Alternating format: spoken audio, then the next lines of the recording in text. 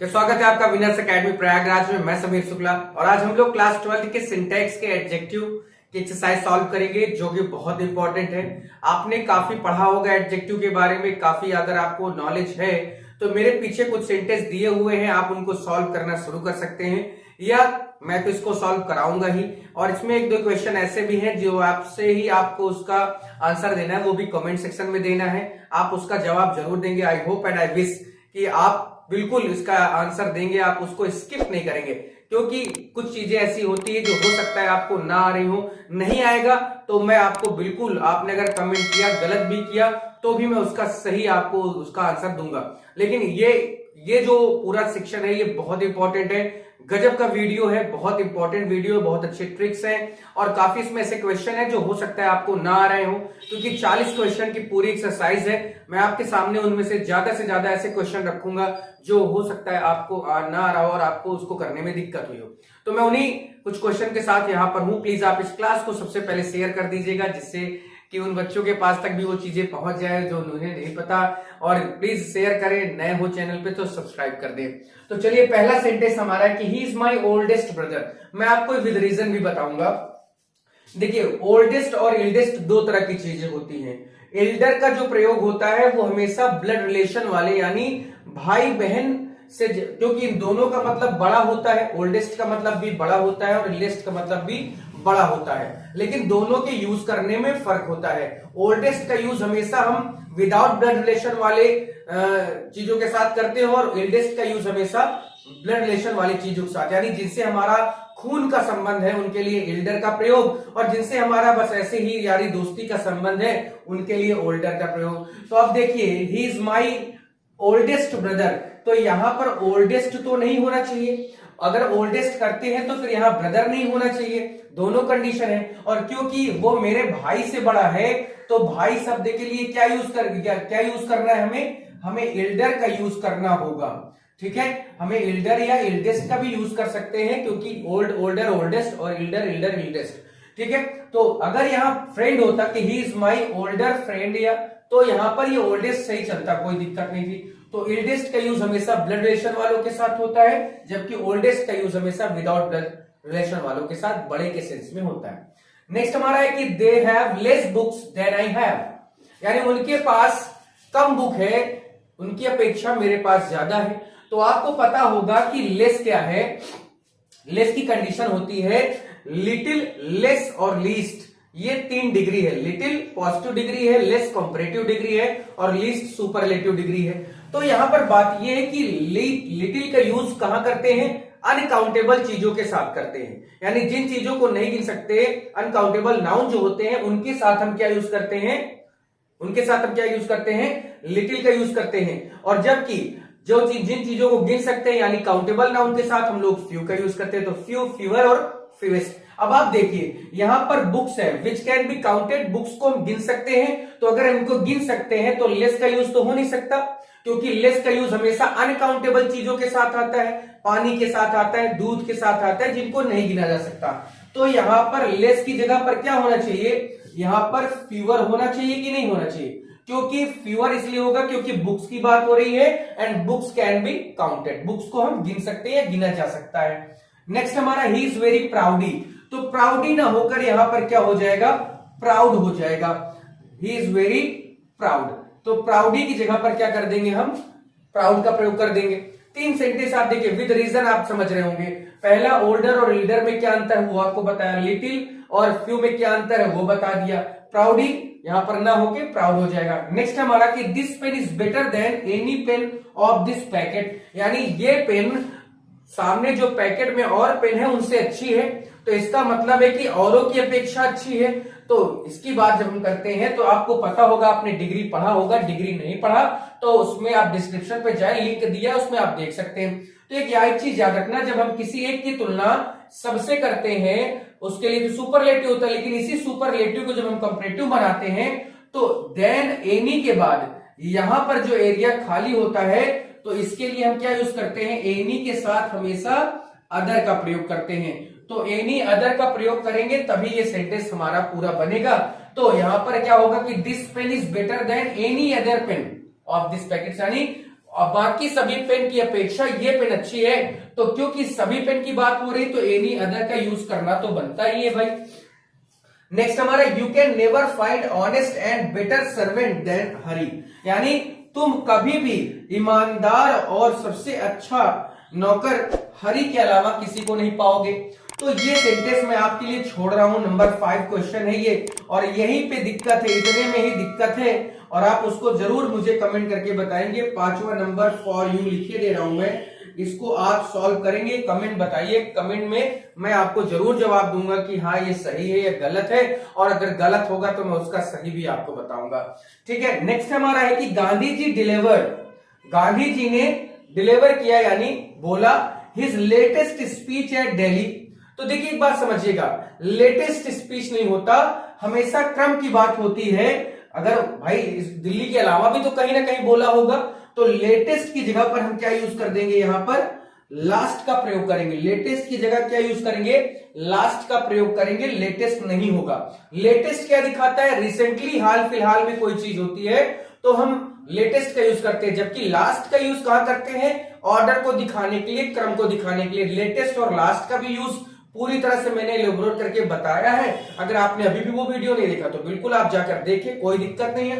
Next हमारा है कि द स्ट्रीट्स ऑफ कोलकाता, यानी कल कोलकाता की जो गलियां हैं, आर लग रहा है, ठीक है, स्ट्रीट्स की वजह से, वाइडर वन चौड़ा, देन वाराणसी यानी बनारस। तो बनारस की जो गलियां हैं, या हम कह दें कि कलकत्ता की जो गलियां हैं वो बनारस की गलियों से अधिक चौड़ी हैं। कलकत्ता की जो गलियां हैं, जो सड़कें हैं, वो बनारस की सड़कों से अधिक चौड़ी है। अब एक बात समझिए, यहां पर वाइडर देन वाराणसी हो रहा है, और यहां पर हम बात देखिए, Kolkata are wider than Varanasi, ये एक सही सेंस दे रहा है, लेकिन the streets of Kolkata are wider than Varanasi, ये गलत सेंस हो रहा है। ये उसी तरह से है कि my house is bigger than my uncle, मेरा घर मेरे अंकल से बड़ा है। अब ये बताओ, अंकल से बड़ा है कि अंकल के घर से बड़ा है? ऑब्वियस सी बात है, अंकल के घर से। तो तुलना हमेशा एक ही चीज से होनी चाहिए, या तुलना हमेशा बराबर वाली चीजों से होनी चाहिए। तो यहां पर वही बात है कि यहां streets of Kolkata are wider than the streets of Varanasi होना चाहिए, जो कि दिया नहीं। तो इसके लिए एक वर्ड आता है कि आप उस पूरे सब्जेक्ट को ना लिखें, आप सिर्फ इतना लिख सकते हैं कि अगर आपका सेंटेंस किसमें है, सिंगुलर में है, तो दैट ऑफ का प्रयोग कर दो देन के बाद, और अगर प्लूरल में है तो दोज ऑफ का प्रयोग कर दो देन के बाद। अब यहां पर स्ट्रीट्स दिया है, तो वहां पर इसका मतलब ये प्लूरल है, तो जब आप इसको बनाएंगे यहां से, तो कैसे बनेगा कि देन दोज ऑफ वाराणसी बनेगा। ठीक है, देन दोज ऑफ वाराणसी बनेगा। अगर यही केवल स्ट्रीट किसी एक गली के बारे में बात हो रही होती तो हम लोग तुरंत यहां पर दैट ऑफ का प्रयोग करते। अब क्योंकि यहां पर कई गलियां हैं, जिन गलियों की बातें वाराणसी की गलियों से होनी चाहिए थी, तो वो चीज नहीं दिया।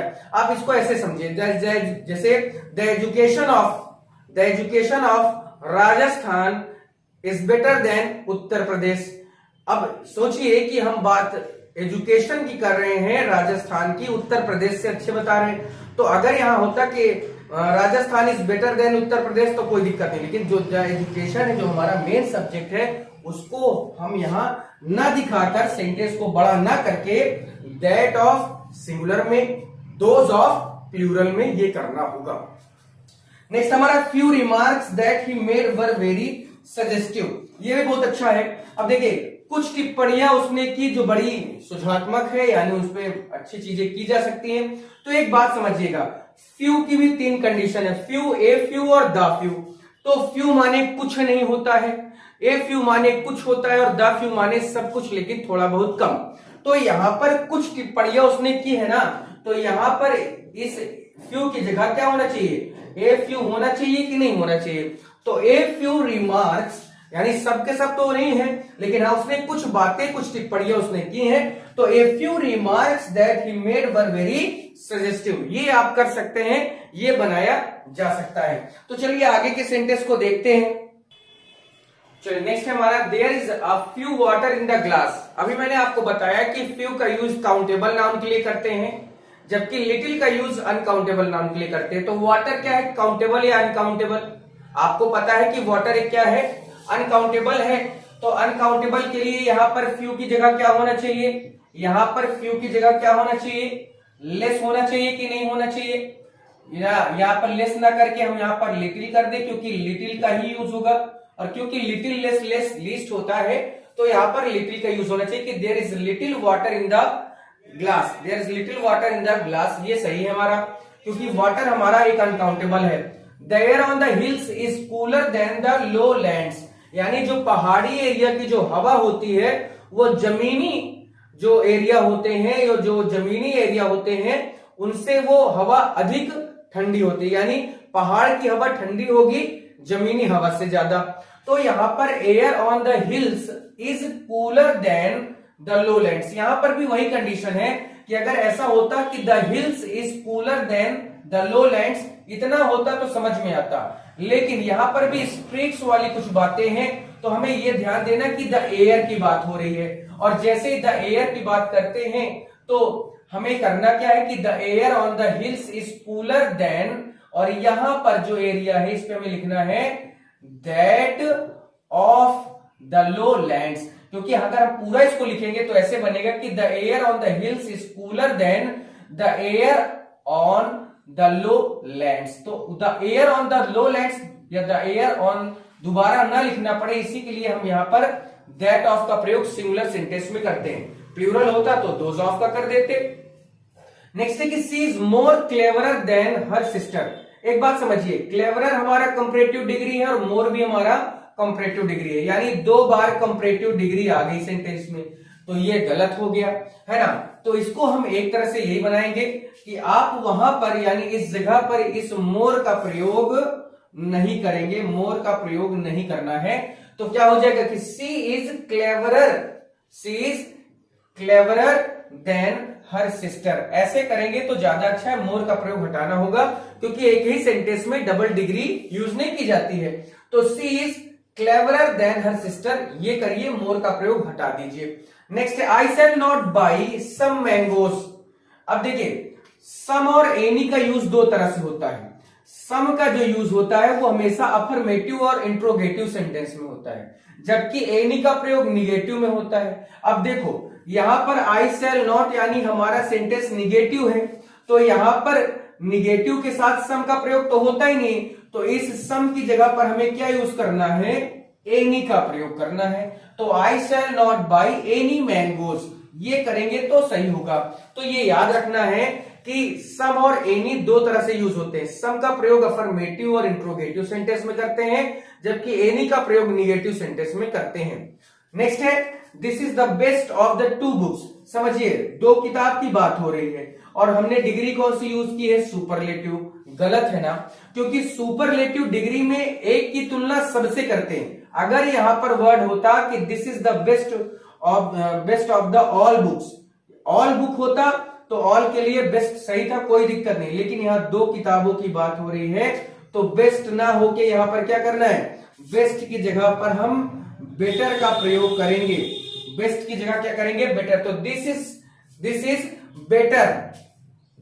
Is better of the 2 books, ये करना है, ना कि द बेस्ट करना है, तो बेटर का प्रयोग करना है। उसके बाद है this is more better proposal, फिर वही कंडीशन है, ये मोर क्लेवर के जैसे, तो मोर भी कंपैरेटिव, बेटर भी कंपैरेटिव, तो हटाना क्या है, हमें मोर को फिर से हटाना होगा, मोर को फिर से हटा दो।